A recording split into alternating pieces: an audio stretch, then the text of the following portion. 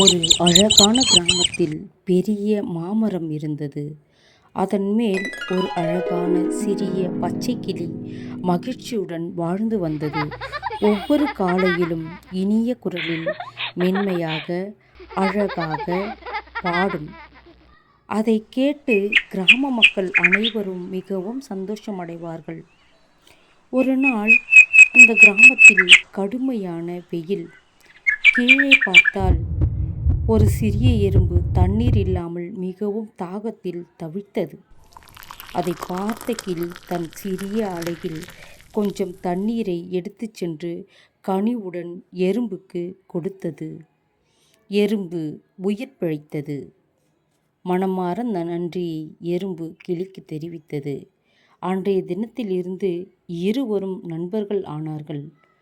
சில நாட்கள் கழித்து ஒரு வேட்டைக்காரன் கிளியை பிடிப்பதற்காக வந்தான்.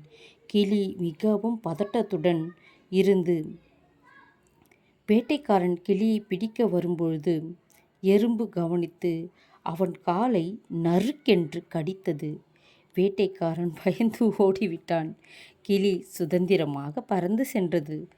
குழந்தைகளே, இந்த கதையிலிருந்து நாம் தெரிந்து கொள்வது என்ன என்று சொல்லுங்கள் பார்ப்போம். நல்லதே செய்தால் நல்லதே நடக்கும். நன்றி.